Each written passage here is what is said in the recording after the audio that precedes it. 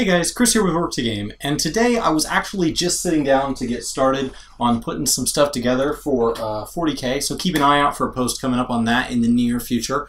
And I noticed something in the comments section. Brian and I try to respond to, or at least read, pretty much every comment here on the channel. Sometimes that doesn't mean each of us see every comment, but we do our best. And one of the conversations that I see going on around the re-login campaign, and lately we've been doing some, there's been various things in the news about housing, especially as we got that fresh round of housing for Stormblood that launched just a little while back. And so there's kind of some mixed messages we get from Square Enix. So I'm going to kind of try to portray both views and then kind of my thoughts on it. And so one of the thoughts is that housing should be unlimited. It should be this guaranteed feature of the game, and that by putting it behind a money wall, by putting it behind limited quantities, by putting it behind if you don't log in every so often it goes away, and that you're limited to how many you can have according to, I guess, the code of ethics, but that there's other people that maybe don't adhere to that as strictly, so they end up owning plenty more than one house. There's a whole lot of articles we've talked about this, and a whole lot of aspects to it. Each of them is its own topic in its own right. And the other side of that is that the game is trying to grow, and the game is trying to do so in a way that builds and fosters a good community. So they're doing that by having things like they avoid DPS meters, they have these fresh login campaigns, invite a friend campaigns, all these ways to make sure that not only are they welcoming in new players and players that perhaps haven't caught up, things like encouraging jump potions and things like that. Whether or not you agree with them, there are all these various different things that Square Enix has considered or has tried in order to grow the community, both from brand new players and from just bringing back players that may have moved on, because Yoshi P has made it more than clear that he understands that 100% of people that play the game do not necessarily pick it up and then play it off into the sunset, into eternity. That they may actually take a break, and hopefully that's not a permanent break. Hopefully you don't just pick up the game, download it once, play it, and if you should quit for any reason, you're gone forever. Hopefully that's just you're gone for now. We can't wait to have you back. Thank you so much for your support in the meantime. And so yes, in a perfect world as a business, they would prefer every player to play every month for the rest of time, but that's not realistic. So they've chosen to say, okay, instead we know you're going to take breaks to do other things, live your life, play other games, whatever, but we'd love to have you back. And so I'm kind of seeing a conversation that starts to say that these are conflicting messages. Those are the two sides, and people believe those are conflicting messages because if you want me to take breaks, why would you make housing expire, right? If you want players to invest all this time, why would you make jump potions that allow people to skip over this quote-unquote progress, right? And to that, I would say that that doesn't necessarily, you don't have to have both, right? So let me just try to explain this, wrap my head around it. Because it's a big topic, and it's a fair point, and at the surface, it's 100% logic through and through. So you have to look deeper for there to even be another side to this. And I think that the answer is simply that you do have both. You just do. You paid to have access to content for a month. That's how this works in a subscription model. And they're promising to continue to develop content, and every couple years that content is going to come in such a large wave that you're actually going to have to pay for an expansion.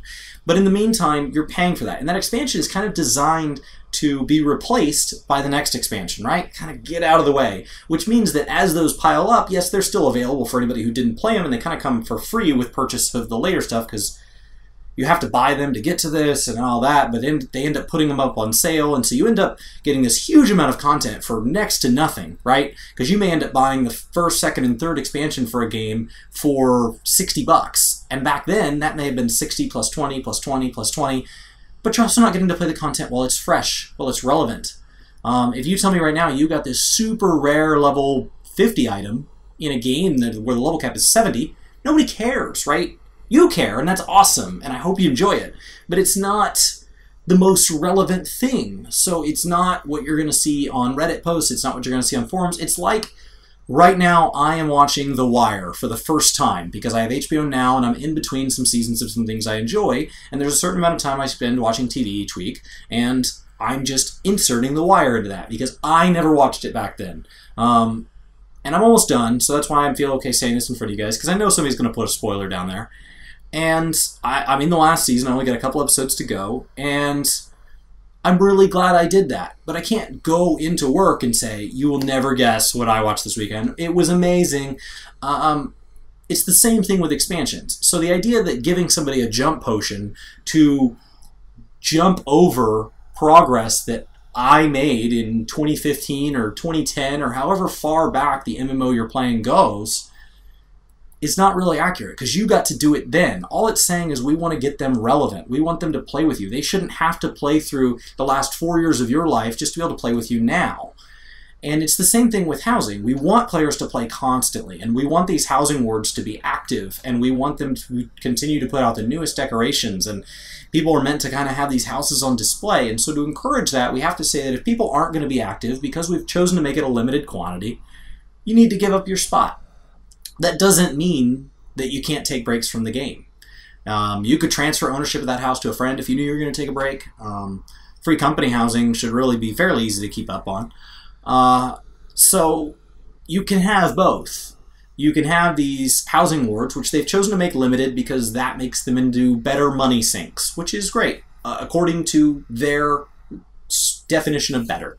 That doesn't mean that if they made housing unlimited that they wouldn't get more money out of the market or less money out of the market, but it's made an interesting system and they like it and they're the developers of the game. So to leave that conversation tabled for now, that's all that matters. It's interesting to speculate about where the game could go from now or from here and where we'd like it to go and where we're afraid it's going to go, but ultimately we're in the system today and there's nothing you or I can say here on this channel that's going to have a direct impact on how the game plays tomorrow, period.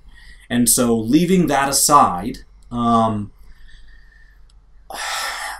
don't, maybe it's just me, but I don't think that they're sending mixed messages. I think that they are having two different conversations with us as a community. And one is, we want you to play, and so we're going to put these systems in place to help you play.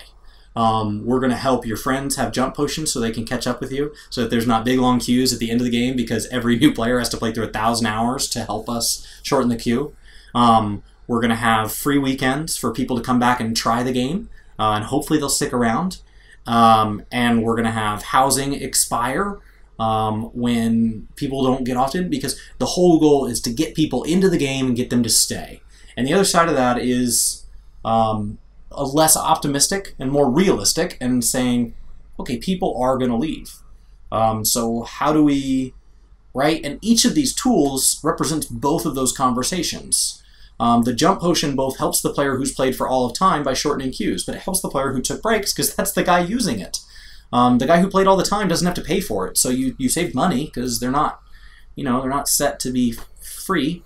Especially if you want to go back and get any of the mounts and all the cool stuff that you do get to keep, all those cosmetic items and things like that. Yes, your level isn't relevant anymore, so the fact that you had like this crazy awesome eye level gear, that's not there, but all the cosmetics, all the mounts, all the cool things, achievements, those you get to keep, and the jump potion guy doesn't. So I don't know. I don't know kind of what I wanted this video to be. I just knew that I was having these thoughts as I was driving back. I was at a friend's baby shower today, hence the collar, and I kind of was just thinking, I don't know how I feel. And the comment section is awesome, and I love having that conversation with you guys, but I felt like I wasn't able to get my point across because I was seeing some bigger, longer posts on the free login weekend is something I'm really excited about, and the free login weekend is a mixed message, and it doesn't benefit me because I'm not a new player. And I think that all of these conversations, all of these comments are probably true in some degree, but we're all probably a little bit off in some degree on what the true intention was. I think the free login weekend does benefit players who already pay their sub, even though they don't get the free 4 days, because it brings people back to the game, and that's ultimately very good for me. We don't get another expansion if people stop playing. There won't be money for it.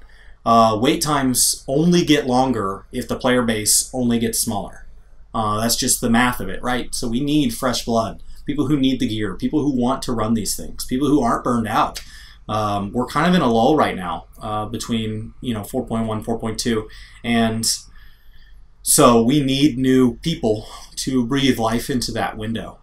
So yeah, that's how I feel about it. I think that, yes, sometimes Square Enix has to focus on how do we get people to stay on the game forever and ever? How do we capture them and give them what they want so that they never have a reason to quit? And I think we also have to say, okay, well, we weren't 100% over here, so now some people did quit. How do we get them back? How do we get all new players for the very first time? And I think that it's a balancing act between strategies geared at retaining players and strategies geared at when you fail to retain players. Obviously, in a perfect world, the game would be so amazing and so engaging, and it would always be what I wanted it to be. Every time when I logged in, I felt like I wanted something challenging, it would be challenging, and every time I just wanted something relaxing, it would be relaxing. And in a perfect dream world, in your perfect game, if you felt like playing a racing game, there would be a racing game in it, and a shooter game in it, and an exploration game in it. And but that's not how an individual game ever works, and so we all have to play multiple titles to get satisfied by that, and that's okay too. So I think that's it. I think that's my post for today. I am trying to post kind of once a day again.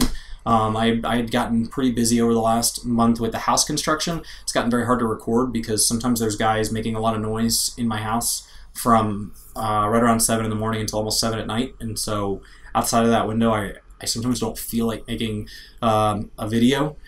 But I would definitely love this conversation to continue below. Many of our other videos on housing, the recent one on the login campaign, things on 4.2, these little tidbits, this isn't so much a feedback episode where it's like one set of comments that really inspired kind of what I'm thinking here, but it's definitely the conversation as a whole. And it's what Brian's thinking and what each of you are thinking, and I would love to see that continue down below. So thank you guys so much for watching. I hope you're having a fantastic weekend. Ultimately, the fact that we have opinions on the left and the right of this is a sign of a healthy game. If the game wasn't worth talking about, then there wouldn't be these comments. So even if I disagree with your comment, or I think your comment's like the greatest, most brilliant thing ever, ultimately what matters is that we're all willing to comment, and we're all willing to care for and hope that something we do care about and is worth caring about can stay the same or better from here. And that's a pretty cool thing. So I hope you guys have a fantastic weekend. My name is Chris with Work2Game, and I will see you next time. Thanks for watching. YouTube has a pretty cool video waiting for you over here. Our latest vlog is down below. For those of you new, subscribe is over here. And all of our other contact info is just right below me here. Thanks for watching.